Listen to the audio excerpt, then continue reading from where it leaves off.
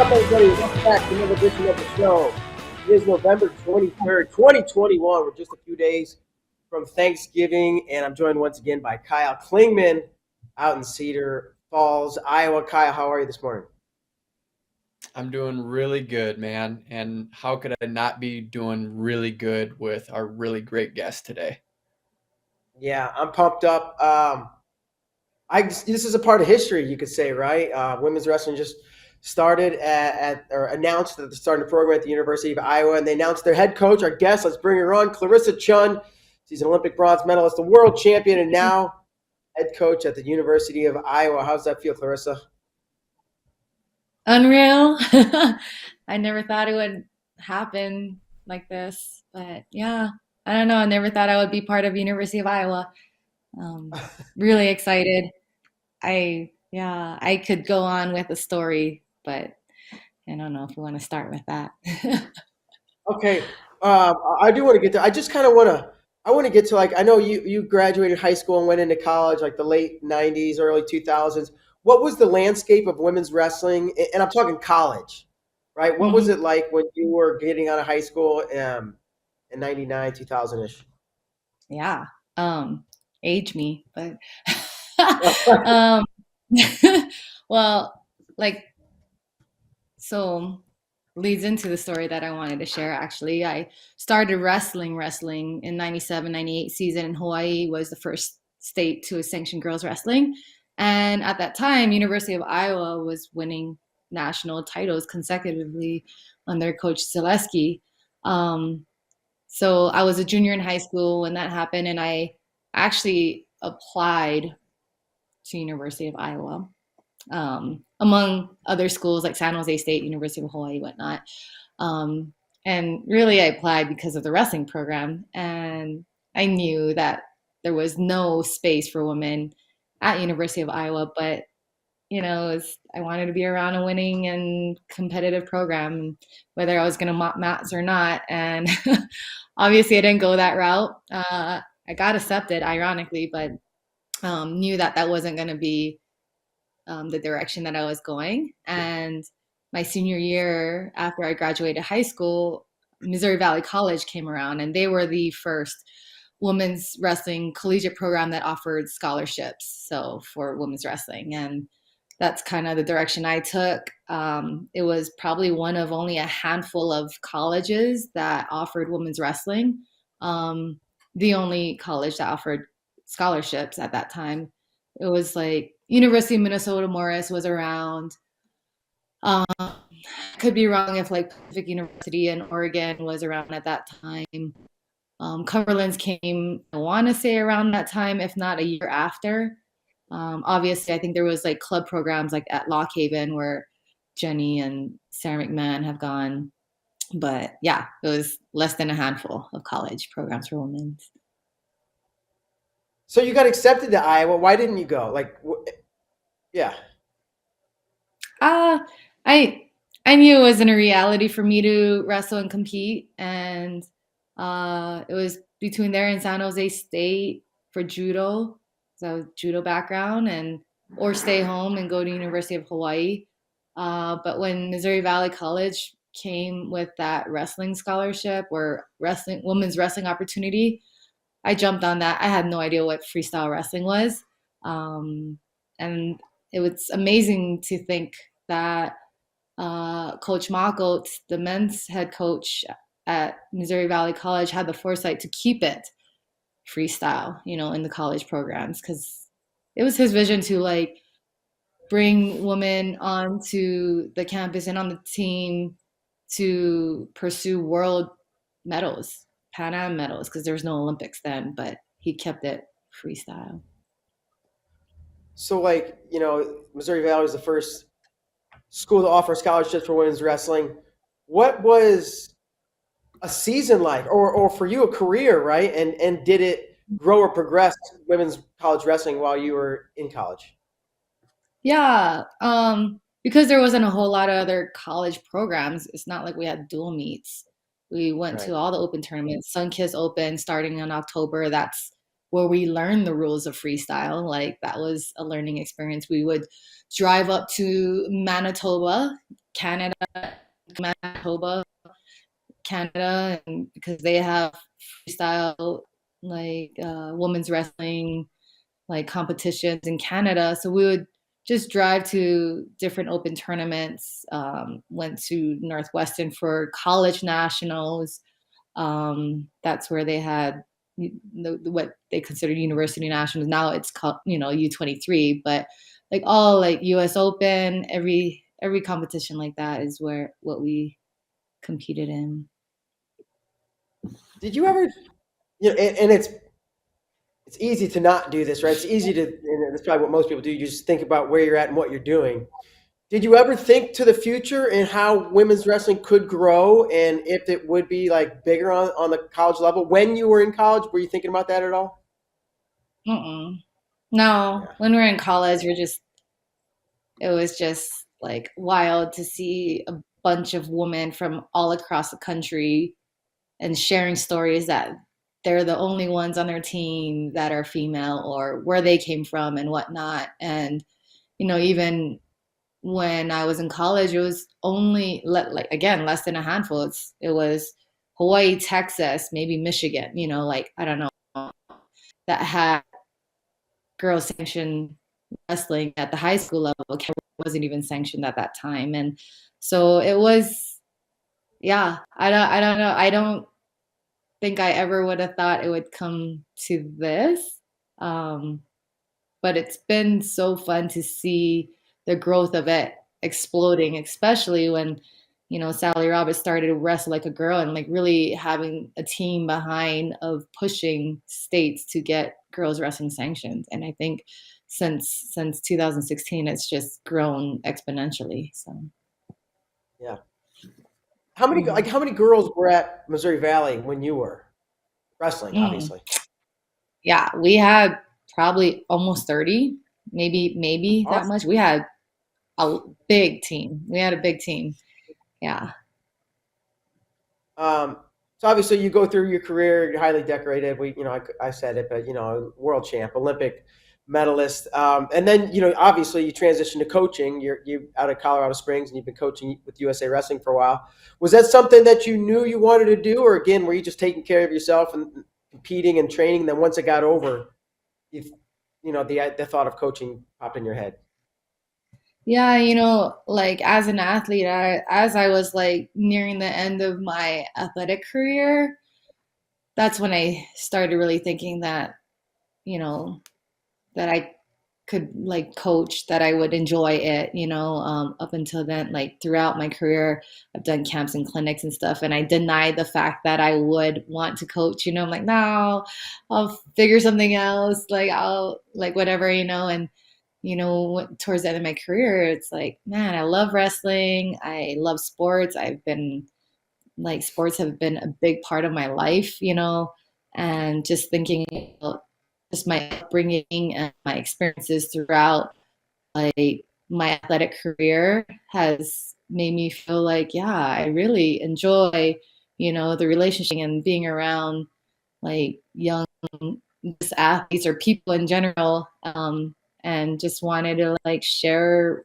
whatever I knew, and as far as like continue building relationships to best help whoever I'm working with, so I think like working with Coach Terry Steiner like that, I never really thought that that was a possibility as far as an opportunity for me to work alongside him until it happened, so and up until then, I thought I was going to coach at Missouri Valley College, but thought like, what a great person to learn from, and is Terry Steiner. He has great leadership skills, and he's a great mentor and a friend, and I love him. I'm going to miss coaching alongside him. So, Sure. Looking back at your coaching career, compare where you're at as a coach today versus where you were day one as a coach and how much you knew or didn't know or have learned. And all right, there's probably, yeah, I can only imagine. yeah. Uh, if you talk to Jakara, she probably has had, like, I've been with her, like, before I even moved to the training center. I moved after I was done competing, I moved back to Missouri, and I kind of like was wrestling with her and helping her out on her journey. And we would joke about it, like still to this day, as far as, I came out of this like crazy, like go hard, like mentality as an athlete, like let's wreck our legs and start going, and so I definitely pushed some thresholds fast and early on, and like now it's learning about not trying to grind and like wreck them. It's a balance. It's a balance of how to help the individual athlete.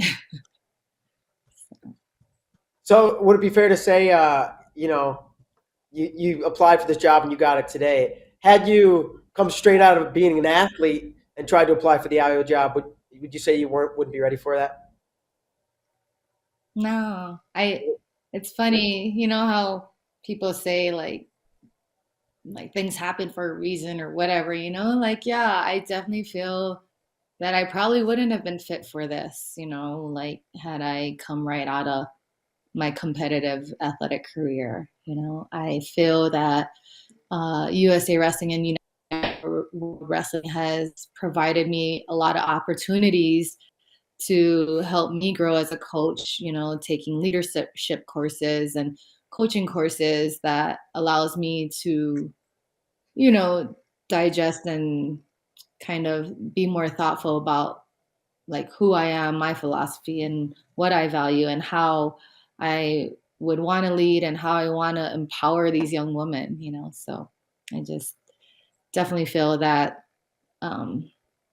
every step is a learning and growing opportunity. Sure. I think we talked earlier. You said you wouldn't have imagined when you're in college that you could like be the head coach at Iowa. It kind of seems crazy. When did Yeah. it? Maybe not. When did becoming the coach at Iowa maybe float around in your head? But over the last few years, it's become apparent that like there's a lot of momentum behind women's wrestling, and it's been an emerging sport at the Division I level. At some point, the idea of becoming a college coach had to pop into your mind. Was it when this Iowa job presented it, became a thing, or was it prior to Yeah. that? Yeah, honestly, Bader, I first learned like heard buzz like, oh, I was gonna start, and back in February when we had our Captain's Cup and we were out there in Iowa.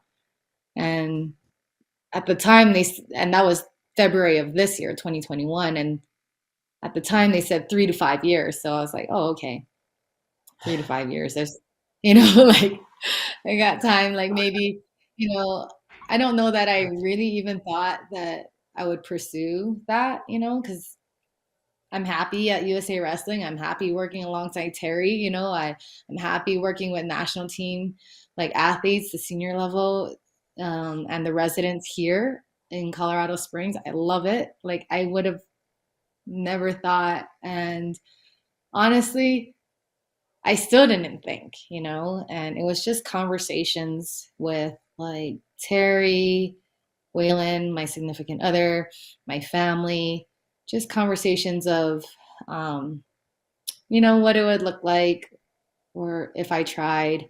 Um, I never really had to put in a resume that I would be competing up against like I don't know how many more applicants put in. The process of it all was all a great learning experience for me. And then I felt like through each step, the more competitive I got. Like as far as like competitive juices, and then I started getting excited about the opportunity and what it meant, and um the challenges that I could face, like I thought about all of that throughout the process. But if you were to ask me um when it was even announced in September, it was like, I don't know. People are like, "Are you gonna apply?" It's like, I don't know, like very hesitant, and that's just me sometimes by nature, as far as like, um, not really believing if I am the right fit for the job. It's scary. And I even mentioned that to the hiring committee, that I feel some sense of comfort like coaching with Terry Steiner, and this is a jump to like step away and say that, hey, I'm ready to take this role on and, build a team, like of hopefully successful like athletes and staff, all around. So I don't know. Yeah, long story short, sorry. I never No, that's thought, okay. yeah. We have all the time in the world, so with any long stories, feel free to go ahead.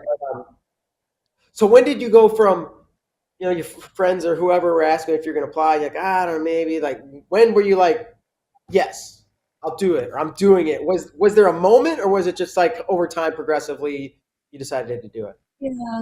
I thought like in the back of my head, like that I would pursue it, that I would do it just to see how it goes. Yeah. um, Even then I felt like I kind of like dragged my feet a little bit. I think it was more me being scared, you know, where I was like, like, is this right? Is this right for me? Is this right for, Waylon and I, as far as our relationship? Because I've been doing long distance for a long time, and it was something that I was looking forward to as far as like moving to be in the same place as him. And man, life throws you curveballs and you just kind of play with it, I guess. Yeah. Yeah. So what, you mentioned the process, right? I don't know if there's a better word, but what is this process? And every step, I became a little bit more competitive and a little bit more like, all Hmm. right, let's freaking get it. What were Yeah. first step? I assume is apply, and what? Apply, How many steps get along your the way? resume ready, have your cover letter, the first Zoom interview. And when I'm preparing for the interview, I need to prepare like who I'm talking to, like who's my audience, what am I about, what's my philosophy, what is my vision, like I got to prepare myself for the questions that, like who will I look for in a staff, like I don't know, just every question that I think that they would ask me, I wanted to be ready for, as far as, you know, like I don't want it to be like, I just wanted to be best prepared, right, for anything that was thrown at me.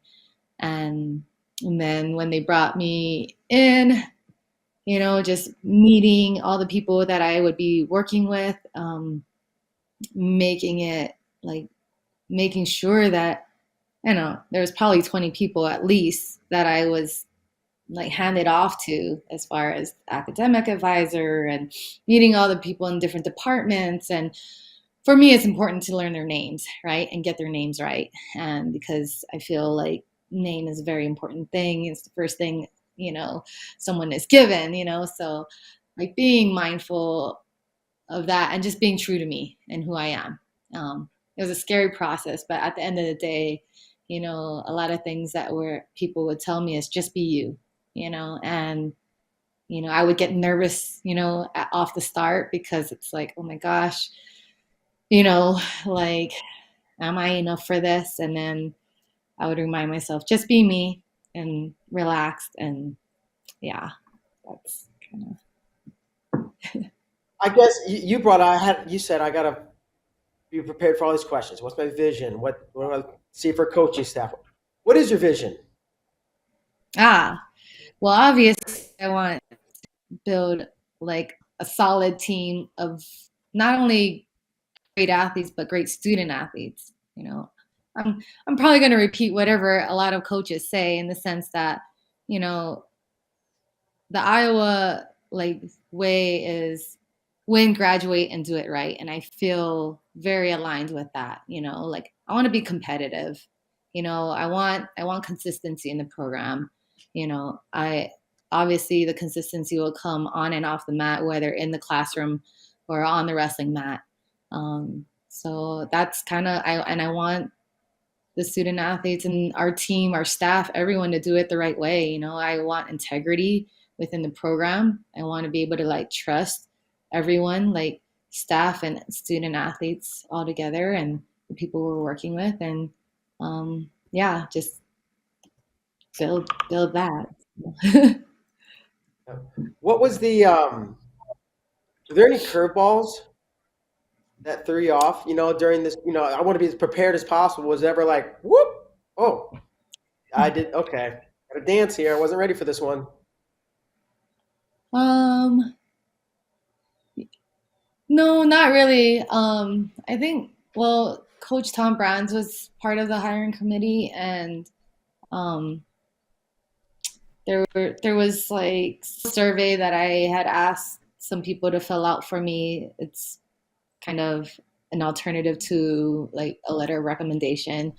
And he had mentioned something about um, not necessarily my experience as a coach or athlete or anything, but something along the lines of, my manner, like I don't, it's going to take time for me to grow into a position like this, in the sense that to build my own confidence and be more like directive a little bit more, and just like concerns of filling into this position, and I understand that, because I can get a little like, oh no, like uncertain in Yeah. certain things, and I know when I'm going after something, I am very certain about certain things, obviously.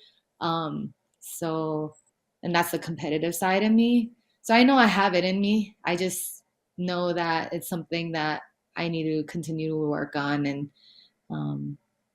yeah, like I said, in my press conference, I'm not Tom Brands. I'm not trying to be Tom Brands.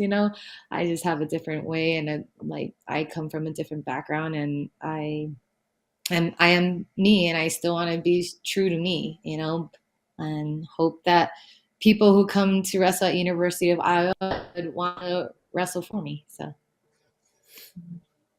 How different will this be than one, your current position, and two, even, let's say Terry retired and you took over for him, right? And you were the head coach at USA Wrestling. Like a college institution, a university versus USA Wrestling, they're quite different, right? The structure, what's going on behind the scenes, the different things you have to do. What are some of the biggest differences between a job coaching at USA Wrestling and being the head coach at a university, specifically Iowa? recruiting, and that's what I hear a lot, right? So that was like one of the concerns, right? Is like I don't have experience in that, and I, oh my gosh, like when it was announced on Thursday, I was traveling to Iowa and got a lot of messages, and outpouring message, and it was really awesome, and it gave me an opportunity. A lot of like head coaches, assistant coaches from other institutions, um, an AD that I worked with at West Virginia reached out, and different people at West Virginia had reached out as, with my time being there. And I thought it was like a great opportunity to ask them for advice, like if there's anything you can offer me, what did I get myself into? If there's anything you can offer me, is like offer me some advice of like what to expect, what works, what doesn't, what not. Um, and everyone had their own answers, but I felt like the biggest difference between USA Wrestling and a college institution is recruiting.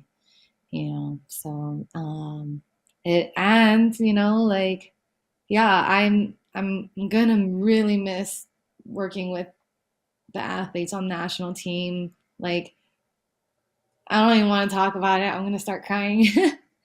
So, but it's so good. It's so good. Like they're great. So I hope to put all these young athletes on the national team, world team, and Olympic team that come through Iowa. So Sure.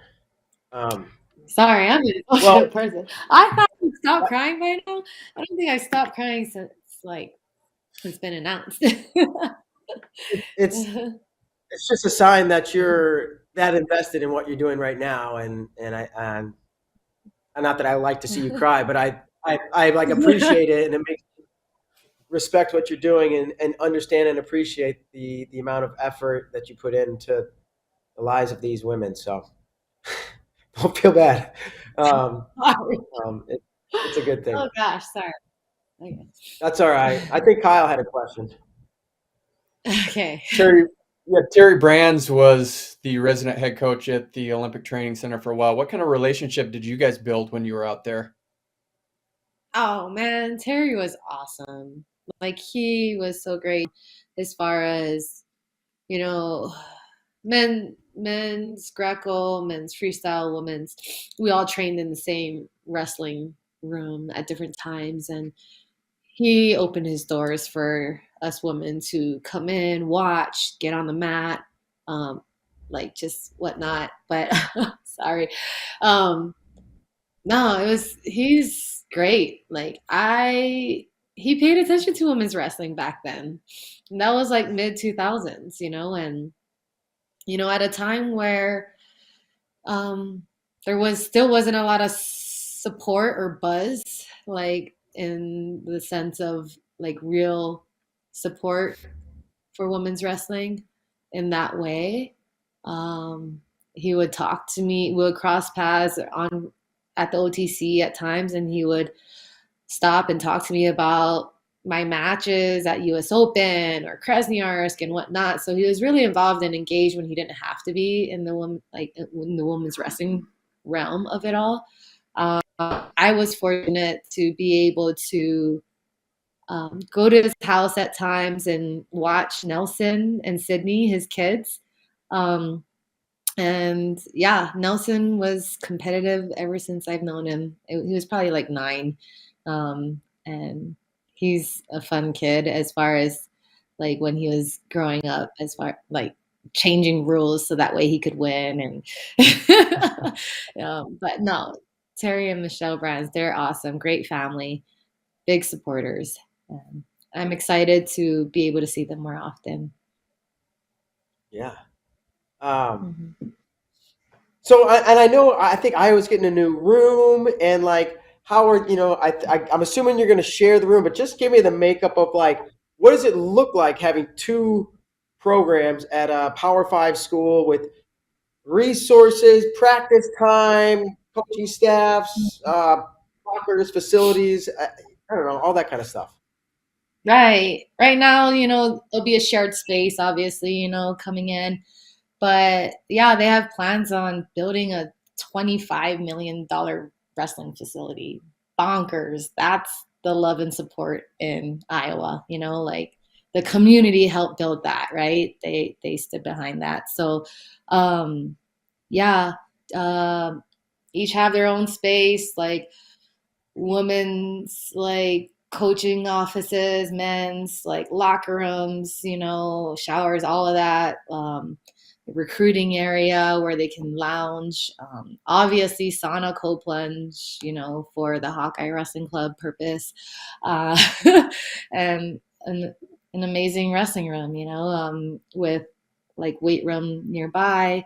I think it's 2 tiers. You can look down onto the wrestling floor from the coaches' offices, and it's gonna be attached to Carver. So I heard that they're gonna break ground after the summer, so probably September, where they're gonna start like building the tunnel to the new wrestling facility. But I'm excited. I'm excited for all of it. So I believe I heard your contract starts in February, so you'll be like an official employee. Is that right? And then, Hmm. like, I know recruiting is one of your first steps, but like, I just chatted with you off or before we started going live.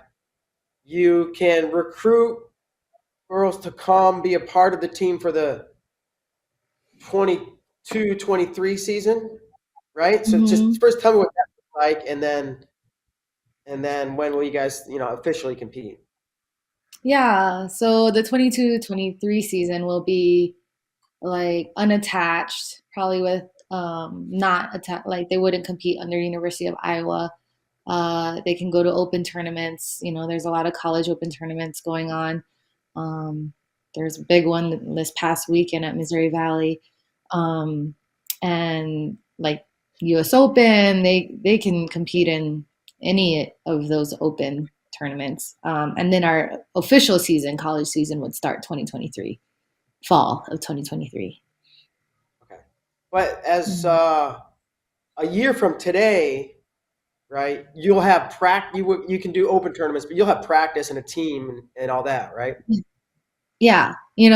Ideally would want like, I'll be there come January, February. So ideally, if any of the student athletes can come on as soon as then, I'll take them. They can come. I would love to get going. We do have 3 females on the Hawkeye Wrestling Club, Victoria Francis, Rachel Waters, and Jordan Nelson.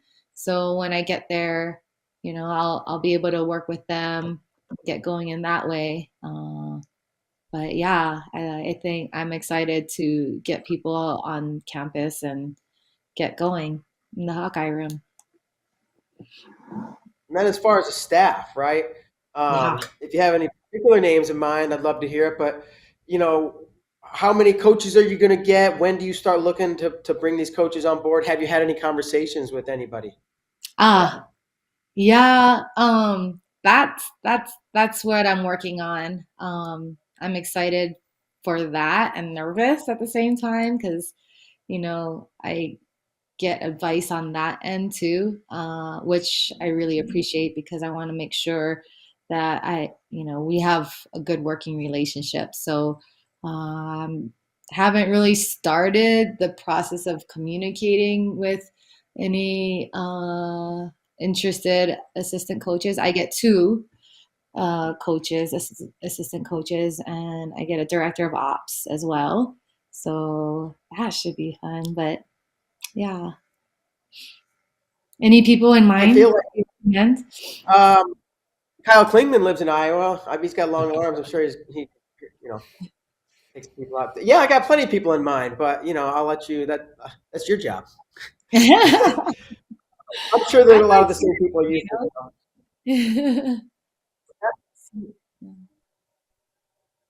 know. I feel like this is an opportunity to separate yourself from the pack. Then the pack's not even there yet, as far as Power 5 schools. So does this feel like an opportunity to? You got to think the only big time school with wrestling is Iowa. You snatch up all the best girls and just get ahead. I would love that. I would love that. It sounds easy, but I don't know. Yeah. We'll see. Right. Scholarship situation. What is that? Scholarship situation. Do you know how many scholarships you'll have? 10 scholarships. So Yeah, fully funded. yeah. That's amazing. See, and there's so much I need to learn on this end, so yeah. Yeah. There's a lot.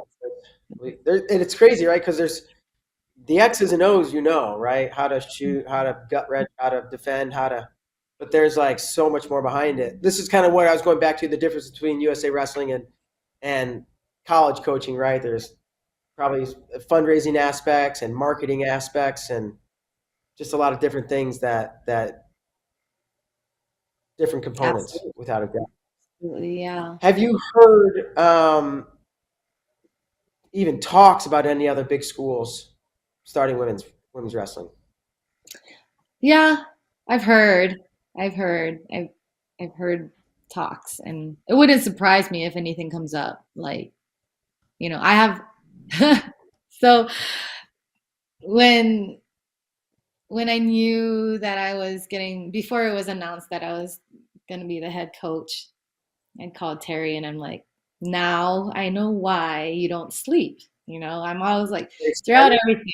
Yeah. Well, throughout just our time together, coaching alongside him, I swear he sleeps late, wakes up early.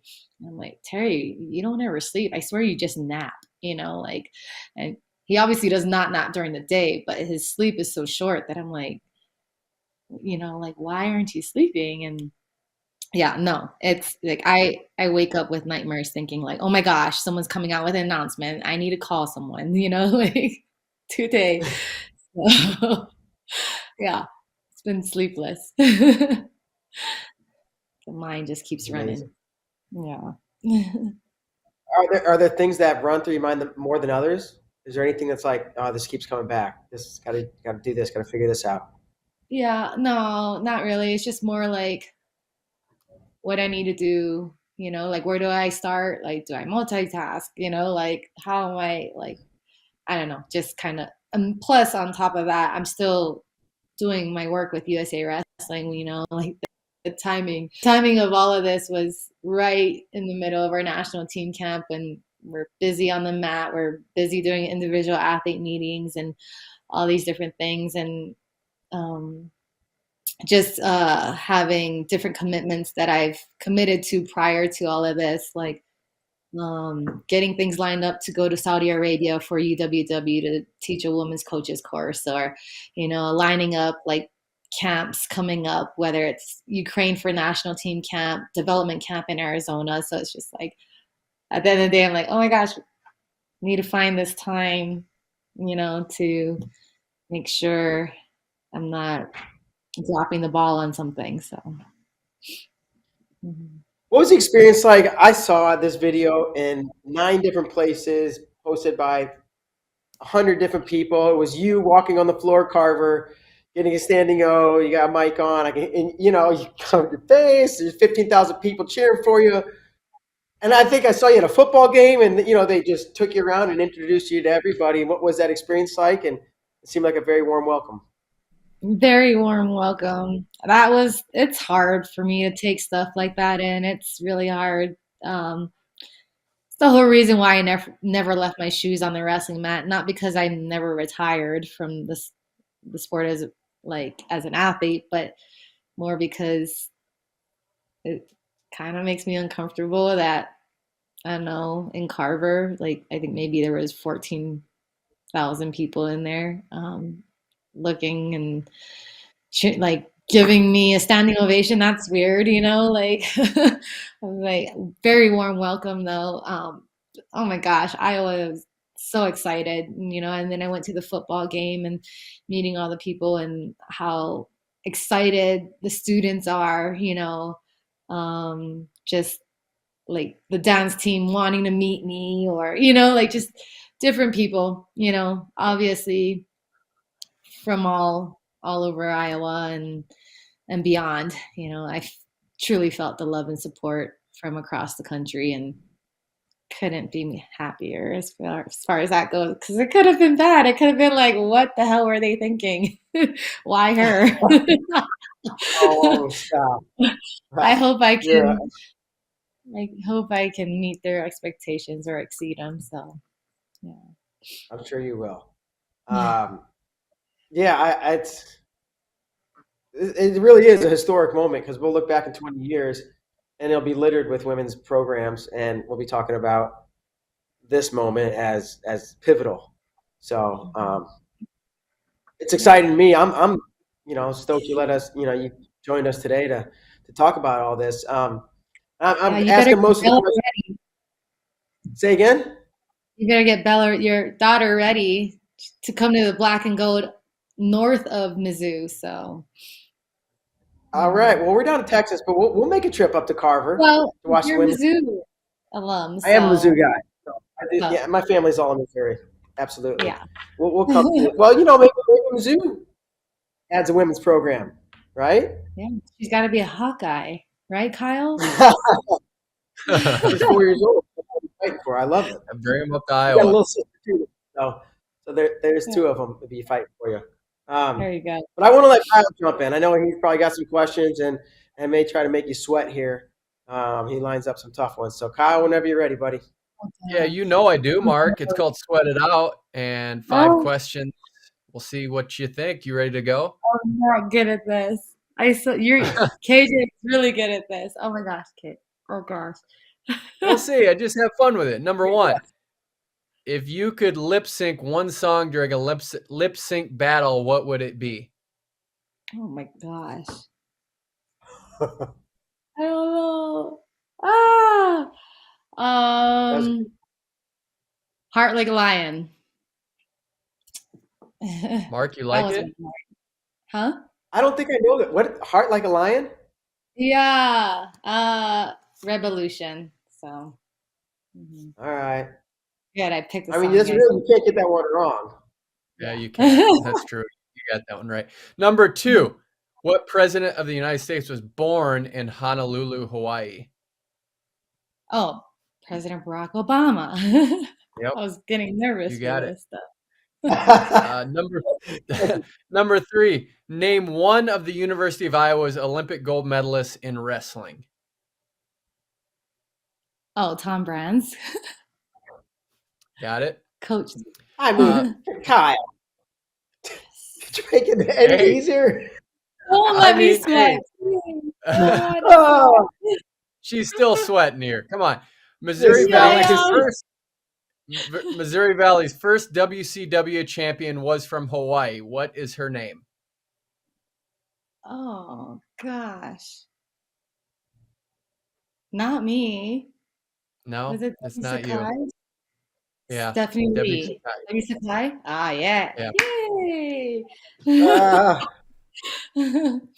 And number 5, I think this one's going to be tough for you. You were in an episode of Hawaii Five-0. According to IMDb, what was your character's name? Oh gosh. Was it just me or it was just a bystander? I don't know. I was literally basically an extra. I had a name. I had a No, name. it was. I mean, it wasn't technically a name. They labeled Sumo you as wrestler. something. No, they Oh. labeled you as petite young woman. Oh, okay.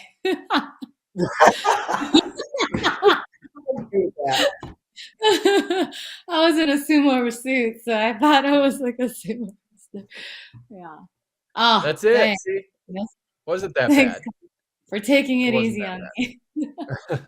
Okay, wait. Let's go back. Hollywood, or I mean Hawaii 5.0. How did this? Obviously, you're from Hawaii, but I didn't know you were in an episode. And even if you were just an extra, how did this come up? What was it like? And how did they coach you as an extra, or direct you, or tell you what to do? Yeah, well, I still get residuals from it, so that's fun. Um, and it literally was 30 seconds, 2 minutes at the most. But one of the guys that was a producer of Hawaii Five-0 used to wrestle at Binghamton. So um, drawing a blank on his last name, Peter, but um, yeah, no, reached out to me after the 2012 Olympics and asked if I was home for it and said, yeah, absolutely. My whole family got on there as extras.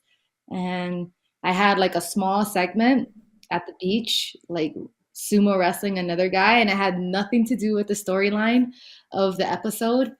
But it was an all day thing. It was early morning, hair and makeup at 5 a.m., and then actual shooting throughout the day just for maybe a small segment of it. It's amazing the amount of work that goes into it. Mhm. Not on my All end, but right, you're a Hollywood movie star. It's cool. yeah. No. Cool. Forget about us little people. Um, okay, one more thing, right? And this is if talk to the women, girls who are in high school that are looking for colleges. Tell them what you're doing, what you're building in Iowa, and why would they want to come wrestle for you? Oh man, Iowa. Oh gosh, you see, this is the kind of stuff you stunt me, Bader.